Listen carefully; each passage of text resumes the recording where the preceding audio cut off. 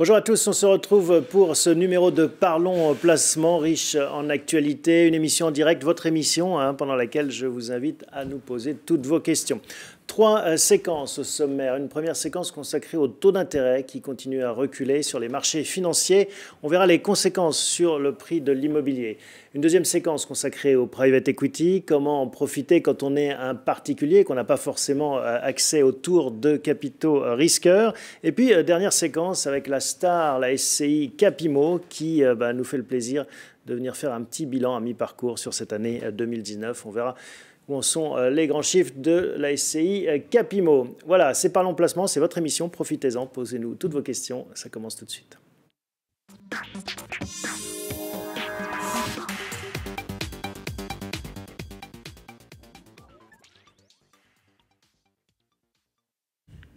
Bonjour Jonathan. Bonjour Thomas. Mario Draghi, avant de tirer sa révérence, a encore frappé avec des déclarations qui n'ont pas laissé insensibles les marchés financiers. Oui, comme quoi on a encore besoin de Super Mario. Heureusement qu'il était là ce matin parce qu'il a poussé les marchés financiers vers des sommets, pour les marchés actions en tout cas. Qu'est-ce qu'il a dit alors? Il a dit que la Banque Centrale Européenne était prête à en faire plus pour lutter contre l'inflation. Quelque part aussi donc pour la croissance qui est en berne. Quand vous dites lutter pour l'inflation, c'est pour ranimer la flamme surtout, parce que d'inflation, il n'y en a pas question pour l'instant. Alors pour faire augmenter l'inflation, oui, la BCE en fait. Non mais quand on dit lutter, c'est lutter pour la lutter contre la baisse de l'inflation. Excusez-moi, j'étais un petit peu vite en fait. Le risque pour la BCE, c'est que l'inflation ne baisse trop, qu'on soit en déflation. Elle a un objectif d'une inflation à 2%. On s'en éloigne. Elle est sortie à 1,2% dans la zone euro au mois de mai. Elle est en forte baisse. Il y a un an, elle était à plus de 2% l'inflation dans la zone euro. Et donc il est important en fait de relancer la machine pour que les prix repartent à hausse. On sait que l'inconvénient des prix qui baissent, c'est vraiment un ralentissement économique très fort, une récession, parce que les gens arrêtent d'investir, arrêtent d'acheter, arrêtent de consommer. Ils se disent que dans un mois, dans quelques mois, dans un an, les prix seront plus bas, en fait. C'est pire que l'inflation ou que même un peu trop d'inflation. C'est-à-dire que là, c'est vraiment tout s'arrête et on attend en effet de profiter de demain moins cher. Alors, donc ça a eu des conséquences très concrètes puisque, on va le voir, vous nous avez apporté le graphique sur les taux d'intérêt, notamment allemands et l'OAT français. Oui, alors sur le graphique, on voit les taux d'intérêt français à 10 ans et à 5 ans. Voilà. Je voulais vous montrer l'écart entre les deux parce que... Ah d'accord, c'est le spread entre le 5 ans et le 10 ans. Voilà, la courbe en hausse, c'est le taux à 10 ans. Et on voit que le taux à 10 ans ne fait que baisser depuis 10 ans, justement, depuis 2009, depuis la crise des subprimes, où on était au-dessus de 3-4%. On est, depuis 5 ans, en dessous de 1%. On a du mal à dépasser ce seuil symbolique des 1% sur l'OAT à 10 ans. Et aujourd'hui, le taux est passé sous les 0%. On ne le voit pas sur le graphe parce que c'est arrivé après qu'on ait fait le graphe. Dans la journée du 18 juin, donc, on est passé à moins 2, moins 3 centimes. Et le taux à 5 ans pour l'État français est à moins 50 centimes, moins 0,5%. Ça veut dire que l'État français emprunte et on lui donne 50 centimes par 100 euros empruntés. Exactement. C'est-à-dire que si l'État français emprunte 100 euros, il rembourse 99,5 et non pas 100 euros. C'est le monde à l'envers. En effet, je crois que le taux à 10 ans allemand, ce matin, est tombé à moins 0,3. Donc là aussi, c'est assez, ça défie un peu les lois de la gravité traditionnelles telles qu'on les apprend sur les bancs de l'école. Et donc Mario Draghi dit, voilà, on peut encore continuer dans cette direction. Alors nous, ce qui nous intéresse, c'est de se dire, voilà, quelles conséquences pour les prix des actifs, et on va s'intéresser aux actifs immobiliers. Parce que le réflexe, c'est de se dire, bon, si ça continue à descendre, les prix de l'immobilier vont continuer à monter. C'est inversement proportionnel. Oui, tout à fait. Alors, quand on regarde les taux des crédits immobiliers, ils sont publiés par la Banque de France, qui regarde l'ensemble des banques françaises qui prêtent aux ménages lorsqu'ils achètent un bien immobilier.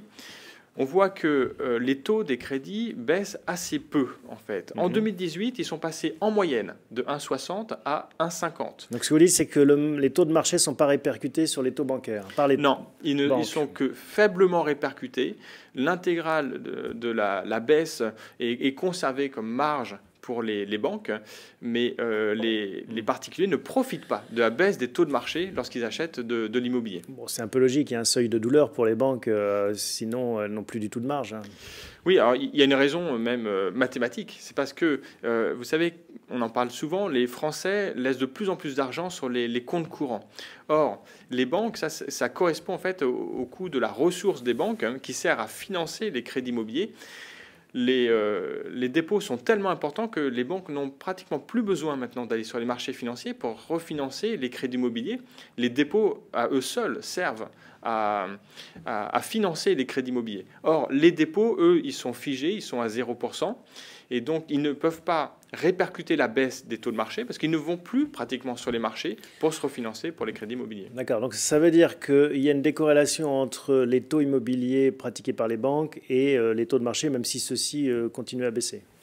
Il y a une décorrélation qui est assez marquée, effectivement, et qui pénalise les ménages. Et qui pénalise aussi l'efficacité de la politique monétaire d'une certaine façon, parce que finalement, on voit bien que voilà, une fois qu'on a atteint le sol, on ne peut pas le creuser indéfiniment. Effectivement, donc ça c'est une piste de réflexion pour la BCE. Mario Draghi en a un petit peu parlé ce matin. Il a dit qu'il regarderait pour faire baisser les effets secondaires de sa politique monétaire. Donc comment aider les banques lorsqu'elles prêtent à l'économie réelle pour qu'elles répercutent un peu plus la baisse des taux de marché. C'est le but de la BCE. Tout à fait. Alors l'autre conséquence, c'est de se dire si les taux pratiqués par les banques restent plus ou moins stable, 1,5% en moyenne, est-ce que ça va avoir un impact sur les prix de l'immobilier? Est-ce que ça veut dire qu'on atteint un pic aussi sur les prix? Alors, pour autant, lorsqu'on regarde les prix de l'immobilier, on ne voit pas du tout de stabilité. À Paris, par exemple, l'année dernière, les notaires nous disent que les prix en moyenne ont augmenté de 5,7%. Ils ne sont pas encore publiés pour le premier semestre, mais on s'attend à ce qu'ils soient encore en hausse, en tout cas pour le marché de l'immobilier résidentiel. Comment est-ce qu'on justifie ça, alors, cette dynamique qui perdure? Alors, il y a une vraie dynamique qui s'est installée sur l'immobilier, qui est en fait finalement assez indépendante de la baisse des taux, qui s'auto-alimente.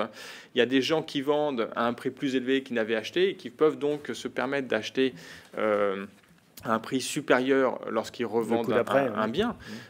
Donc c'est cette dynamique en fait qui explique la hausse et pas simplement la baisse des taux de marché, parce que c'est pas répercuté sur les taux de financement des particuliers.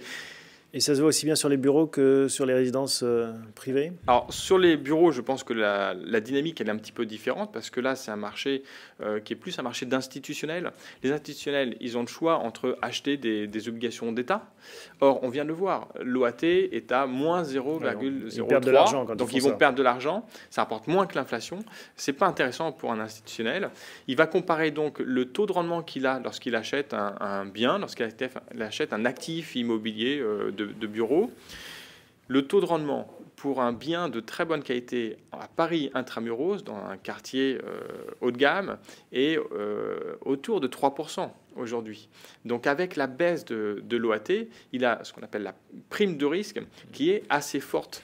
Donc ça veut dire que les loyers suivent. Il y a toujours des gens pour payer des loyers qui augmentent et maintenir justement cette rentabilité de 3%. Oui, il y a des taux de vacances qui sont au plus bas, en tout cas à Paris, et qui expliquent qu'il y a un peu plus de tension maintenant sur les loyers qu'il y avait il y a quelques années. Donc si je suis votre raisonnement, on a finalement une information concernant les taux qui n'aura pas forcément de répercussion sur les prix du marché de l'immobilier. Oui, alors c'est aussi rassurant dans l'autre sens, parce qu'on se dit qu'un jour, peut-être les taux finiront par remonter. Est-ce que ça ne va pas casser la dynamique immobilière? Or, on voit que la dynamique immobilière s'est installée indépendamment des taux d'intérêt. Donc, on peut penser que lorsque la BCE fera la marche arrière, devra remonter ses taux dans quelques années, il n'y aura pas d'impact négatif sur l'immobilier. En tout cas, si ça se passe progressivement. L'IFI ne mord pas sur ces prix de l'immobilier, l'impôt sur la fortune immobilière? On ne constate pas beaucoup d'impact. En fait, c'est vrai que quand on raisonne pour un particulier, on prend en compte ce qu'il paye comme impôt, donc on prend en compte son taux d'IFI. Mais si on intègre ça dans le calcul, on se rend compte que ça reste intéressant par rapport à d'autres placements. Encore une fois, par rapport à l'OAT, il n'y a pas l'IFI sur l'OAT, mais l'OAT est à 0. Donc, il vaut mieux avoir du 3% moins l'IFI que du 0. Merci Jonathan Lévy pour toutes ces explications. On se retrouve dans un mois pour la suite de nos aventures sur les marchés financiers. Et bien sûr, ce baromètre de l'économie, que sont les taux d'intérêt qui sont à surveiller comme le lait sur le feu. On passe tout de suite à un autre compartiment, une autre classe d'actifs, le private equity.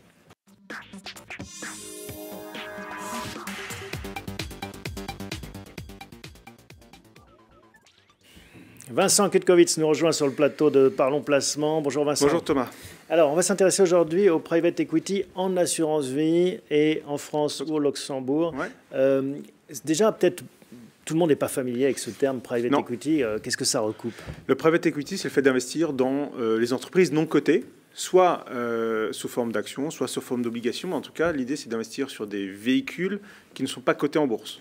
C'est un marché qui se développe beaucoup en ce moment. Ouais. On voit, les journaux en parlent de plus en plus avec des levées de fonds, comme on dit, spectaculaires, 70 millions par-ci, 50 millions par-là. Ouais. Et c'est ça peut-être qui remet à la mode ce compartiment, cette classe d'actifs. Ça l'a été dans les années 2000, pendant la bulle Internet, et ça revient à la mode. Je pense qu'effectivement, aujourd'hui, en fait, les épargnants se rendent compte que c'était un investissement qui était plutôt réservé aux institutionnels. Aujourd'hui, à force de nouvelles lois, comme la loi Macron de 2015, qui permet d'investir sur l'assurance vie, à force d'articles, et puis aussi de performance, on va en reparler après. Aujourd'hui, les investisseurs particuliers se disent, tiens, je peux aller diversifier mon épargne avec de l'investissement dans le non-coté, d'autant que c'est bien, c'est non corrélé à la bourse. Bon, on va voir qu'en fait, tout ça est peut-être une chimère. Bon. Mais ce que vous nous dites, c'est qu'on peut en mettre dans son assurance vie aussi. Tout à fait. Donc depuis 2015, loi Macron d'août 2015, me semble-t-il, on a la possibilité donc d'investir sous forme d'unité de compte dans des contrats d'assurance vie. Et l'avantage du contrat d'assurance vie, c'est que ça apporte de la liquidité, ce qui n'existait pas jusqu'à présent. Et c'est un peu la limite de ce genre de fonds, puisqu'en fait, il faut avoir une perspective d'investissement longue, c'est minimum 5 ans, voire 10 ans, c'est la recommandation, alors que si on investit dans un contrat d'assurance vie, l'assureur apporte la liquidité. Mais là, ce qu'il faut noter, c'est que dans l'assurance vie, la liquidité est un peu particulière. La loi Macron prévoit qu'en fait, on peut être remboursé sous forme de titre si l'assureur le souhaite. Il n'est pas obligé de vous rembourser sous forme de cash. Donc ça, c'est quand même une limite. C'est un gros bémol, parce qu'on peut se retrouver avec des titres qui, bien sûr, valent beaucoup moins que ce qu'on a investi. Vous dites que vous avez des clients qui viennent vous voir maintenant et qui sont prêts à faire all-in sur le private equity, mettre 100% de leur épargne dessus. Qu'est-ce que vous leur dites? On leur dit attention déjà, parce qu'on voit dans des grands journaux de référence économique notamment, le fait que le private equity, par exemple, est la classe d'actifs qui a le plus rapporté en 2018. On voit que, par exemple, des groupements de family office communiquent sur le fait que c'est le véhicule sur lequel investissent les grandes familles en premier lieu devant la pierre papier. Sauf que je rappelle quand même que comparaison ici n'est pas raison, parce qu'en fait, la liquidité, comme on l'a dit, n'a absolument rien de comparable. Investir sur les actions, sur un marché en bourse, par définition, c'est liquide. On peut revendre à des conditions favorables ou pas, mais c'est liquide. La pierre papier, c'est quand même plus liquide que l'investissement sous la forme de private equity, puisque en général, au bout de 2 ans, si on assis sur un SCPI, on a remboursé les frais, on peut sortir d'une certaine manière. Ce qui n'est pas le cas là. Oui, et puis la performance de 2018 ne préjuge pas des performances à venir, et non plus de celles passées, parce que après l'éclatement de la bulle Internet, on se souvient que le private equity avait des rendements négatifs. Donc tout à fait. Chaque année, tout à fait. Son lot de surprises. Maintenant, c'est vrai que si on se donne 10 ans, on peut espérer malgré tout une performance positive, si on se donne une longue période devant soi, comme d'ailleurs ça a pu être le cas sur le marché boursier. Mais là où je veux vraiment attirer l'attention, c'est ne pas se laisser d'une certaine manière embrigadé par un discours aujourd'hui où effectivement on dit allez-y, faites du private equity, ça s'ouvre à tout le monde, et en réalité on peut absolument pas considérer qu'on peut investir plus de 5, 10, grand maximum 15% en réalité sur ce genre. On rappelle toujours cette règle d'Hérin, cette loi d'Hérin, avoir du temps devant soi et puis diversifier son portefeuille, diversifier son épargne, ne pas tout mettre sur une seule classe d'actifs. Tout à fait. Donc voilà, alors après, pour ceux que ça intéresserait malgré tout, qui se disent, bah oui, tiens, pourquoi pas 5% de mon épargne dans une poche d'assurance vie, comment je fais concrètement? Alors, on a 2 solutions. Soit on investit, donc, comme je l'évoquais, sur un contrat d'assurance vie en France, donc sous forme d'unité de compte, avec un maximum de 10%. Là, il y a, j'ai en tête 2 ou 3 produits qu'on voit, qui sont assez visibles, parce qu'il n'y en a pas beaucoup d'autres. J'ai en tête le FCPR d'entrepreneur rendement numéro 4, Next Stage Croissance, et également un fonds pour lequel on avait interviewé ici la gérante, me semble-t-il, qui est le FCPR Amundi Méga Tendance. Ça, c'est des fonds que de toute façon, on apprécie. Cependant, y mettre plus qu'au total 15-20%, ça semble assez risqué de notre point de vue. Mais ce que vous me dites aussi, c'est qu'il y a finalement un univers d'investissement qui est assez restreint. Il n'y a pas beaucoup d'unités de compte éligibles aux assurances-vie. En assurance-vie, l'univers est faible. On attendait de la part de la loi Pacte un petit coup de pouce qui n'est pas arrivé finalement, donc il faudra peut-être attendre le prochain tour. Cependant, il y a d'autres véhicules sur lesquels on peut investir. On peut investir d'ailleurs sur des FCPR, des fonds. Il y a beaucoup de fonds à acronymes de ce type-là, FCPR, FIP, FCPI. D'ailleurs, c'est des produits que les gens connaissaient à l'époque où on pouvait réduire son impôt sur le revenu. C'est plus le cas ? Alors, sur l'impôt sur le revenu, on attendait pour 2019 la possibilité d'aller jusqu'à une réduction d'impôt de 25%.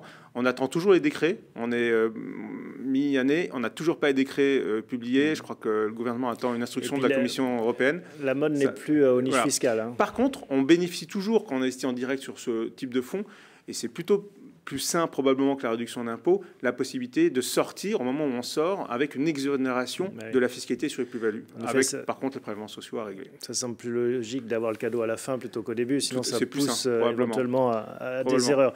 Et alors c'est là qu'intervient le Luxembourg peut-être pour avoir justement accès à un panel plus large. Tout à fait, mais là on va changer quand même de catégorie d'investissement. Au Luxembourg déjà pour accéder, alors l'idée c'est d'investir sur un contrat d'assurance vie au Luxembourg, un contrat d'assurance vie qui bénéficie de la fiscalité française. On est dans quelque chose de parfaitement encadré et reconnu par les autorités françaises.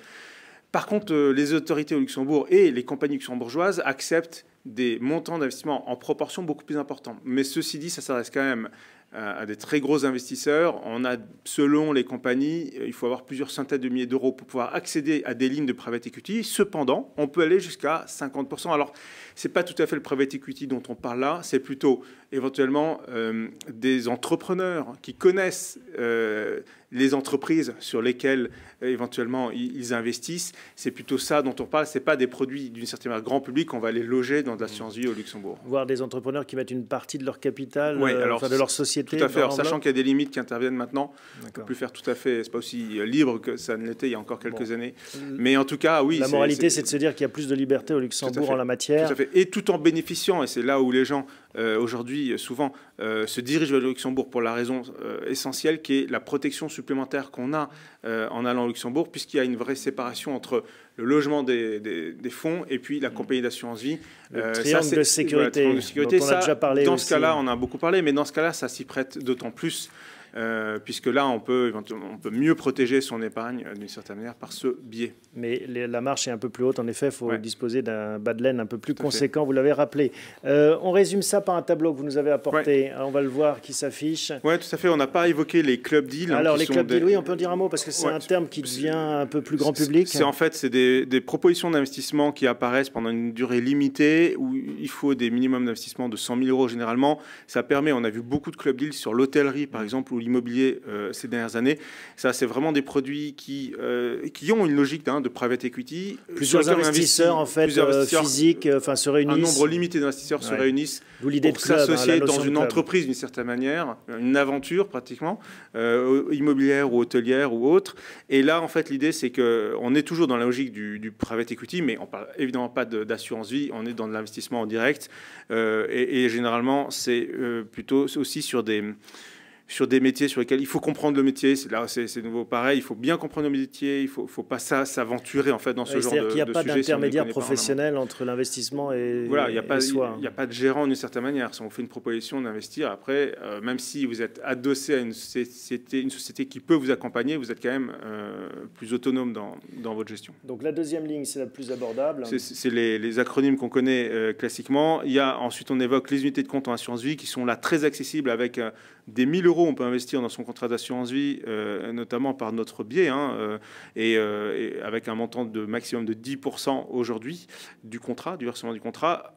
Et ensuite, la dernière marche, c'est peut-être la plus difficile à franchir, mais qui s'adresse vraiment à quelques épargnants, très gros patrimoine, c'est l'assurance vie au Luxembourg, où là, tout est à peu près possible. Ce qu'il faut avoir en tête aussi, c'est qu'au Luxembourg, on peut à peu près loger tout ce qu'on veut en termes de type de titre. Il suffit de demander, en fait, et on fait l'étude, on pose la question à la compagnie d'assurance vie, voir si elle accepte d'une certaine manière de loger ces titres-là. Donc là, c'est très large, mais les montants d'investissement sont aussi très élevés. Bon, et vous l'avez compris, on peut tout demander à bienprévoir.fr aussi pour avoir des réponses à ces questions. Merci Vincent pour ces propos et ces explications. On se retrouve dans un mois pour un prochain épisode de Parlons Placement. Tout de suite, place à la SCI Capimo.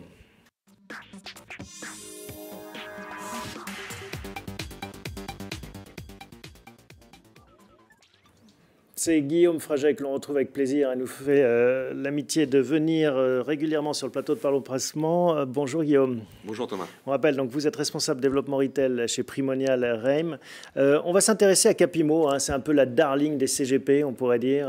Tout le monde a noté le succès de cet investissement, de ce placement. On rappelle un peu la philosophie, le périmètre et la stratégie de Capimo. Alors Capimo, c'est un produit qui a été créé en 2007 par Primonial et qui est destiné à l'assurance vie. On ne peut trouver ce produit-là que dans de l'assurance vie. C'est un fonds de fonds immobilier sur lequel on va retrouver tout ce qui se fait de mieux en termes d'immobilier, que ce soit de l'immobilier physique, mais aussi de l'immobilier indirect, via au travers des SCPI de nos confrères aussi. On va chercher ce qui se fait de mieux sur le marché. Et on va retrouver aussi du club deal, Jonathan en parlait. On va retrouver de la foncière cotée. Vraiment, tout ce qui a trait à de l'immobilier, on va le mettre dans Capimo. Et alors, est-ce que les rendements tiennent bon? On va être à combien cette année? Alors, les rendements tiennent bon. Alors, je vais juste rappeler une performance. Depuis maintenant, on va fêter ses 12 ans, Capimo. Ça fait 75% de performance en 12 ans. Si on prend la moyenne, on est un peu plus de 6%. Sachant que les premières années sont beaucoup plus flatteuses en général. Là, actuellement, on est dans le prix du marché. On est au-dessus des taux de rendement de l'immobilier physique à Paris. On est sur un 4,20 en 2018. Et notre prévisionnel en 2019 va être de 4%, sachant qu'on a du stock de performance en magasin.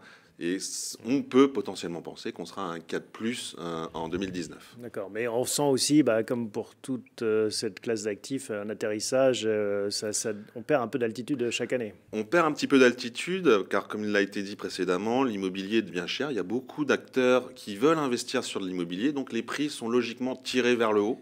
Et donc les taux de rendement, les loyers qu'on a sur le prix de l'investissement ont tendance à baisser. Par contre, les loyers sont à un niveau plancher, donc quand il y aura un retour de l'inflation, comme ce sont des baux commerciaux, c'est indexé, ça remontera. Et puis, surtout, en matière de placement, tout est relatif. C'est-à-dire que 4%, ça peut sembler peu élevé par rapport à il y a 10 ans où on était à 6. Mais face aux OAT qui sont en territoire négatif, on en parlait en première partie de l'émission, ça peut en effet faire réfléchir. Et c'est la collecte, finalement, qui prouve qu'il y a toujours autant de succès. Vous en êtes où en termes de collecte? Alors, actuellement, depuis le début de l'année, Capimo a collecté plus de 700 millions d'euros. C'est un rythme hebdomadaire de quasiment 32 millions d'euros et on prévoit un atterrissage, selon nos objectifs en termes de collecte, d'1 milliard d'euros à la fin de l'année, objectif qui sera probablement dépassé. Alors, c'est un problème de riche, mais c'est un problème tout de même. Quand on collecte beaucoup d'argent, 1 milliard d'euros cette année sans doute, voire plus, faut l'investir. Évidemment, si on n'investit pas cette collecte, ça va être dilutif, bien évidemment, de la performance.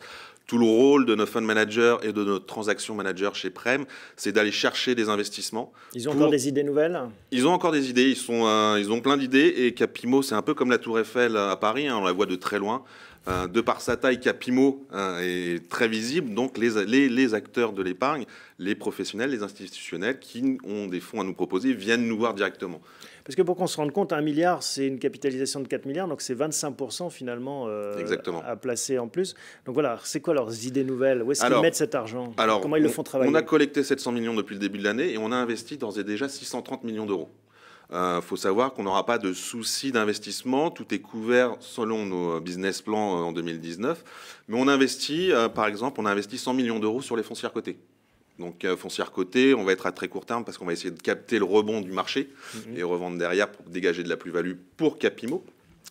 On a investi 86 millions d'euros sur 8 SCPI différentes depuis le début de l'année. On a investi aussi sur des club deals, une trentaine de millions d'euros, un peu plus, 31 millions d'euros, sur un club deal hôtelier que nous avons réalisé en début d'année, sur un gros acteur de place.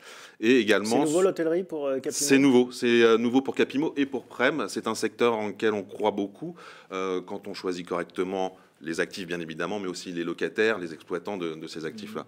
Et dernier investissement conséquent, c'est 16 millions d'euros sur un gros club deal de bureaux parisiens. D'accord, parce que l'hôtellerie, ça peut faire peur au grand public avec la montée en puissance d'un Airbnb, par exemple. On se dit, voilà, les hôteliers sont un peu moins... Le rapport de force est un peu moins favorable.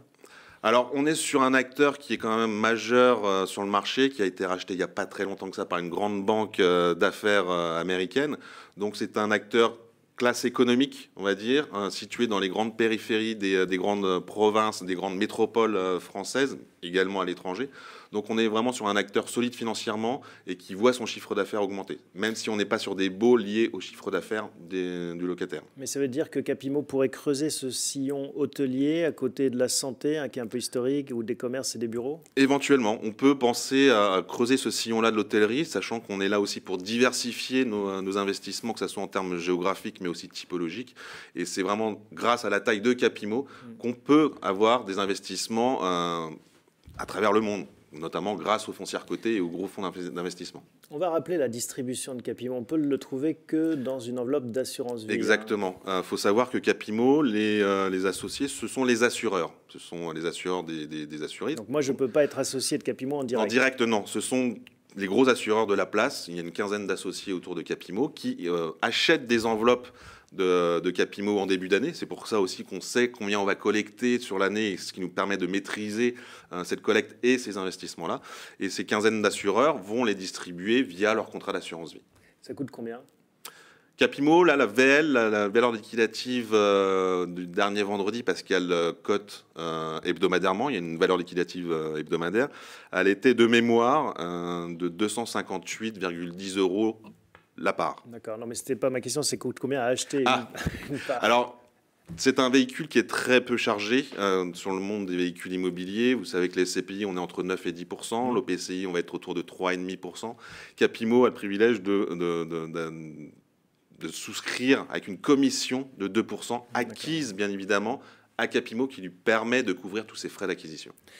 Et en termes de liquidité, donc vous le rappeliez, c'est une valorisation hebdomadaire. C'est ça. Ça veut dire que ça reste un produit très liquide aussi? Ça reste un produit immobilier, donc par réputation illiquide, mais au sein des contrats d'assurance vie, ce sont les assureurs qui portent ce risque de liquidité et qui rachètent les parts des assurés.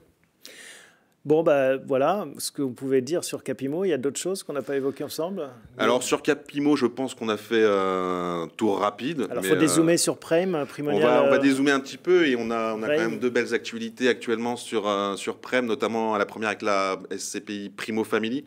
C'est la dernière née de notre gamme qui a fêté ses 1 an le 1er mai dernier et qui a déjà revalorisé au niveau de son prix de part d'1,5%. Et là, la thématique, c'est quoi? Thématique, on va être sur l'immobilier du quotidien. C'est-à-dire qu'on va avoir un gros socle d'immobilier résidentiel avec des tracteurs de performance comme le commerce ou du co-living ou de l'hôtellerie également. On va vraiment être sur l'immobilier du quotidien. C'est pour ça que ça s'appelle Family. Exactement.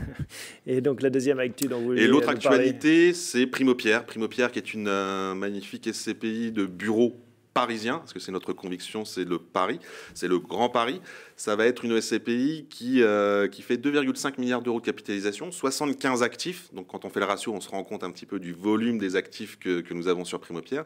Et on est rentré en politique d'arbitrage sur cette SCPI-là, parce qu'elle a fêté ses 10 ans il n'y a pas si longtemps que ça. Et donc on va saisir les opportunités sur les actifs que nous avons acquis en 2011, 2012 et qui ont profité de la compression des taux. Et donc il y a des plus-values à aller chercher, ce qui nous permettra d'avoir un taux prévisionnel de distribution sur valeur de marché de 5,50 en 2019. Guillaume Fraget, Primonial, merci beaucoup Guillaume de nous avoir rendu visite et de nous tenir au courant de cette actualité immobilière riche.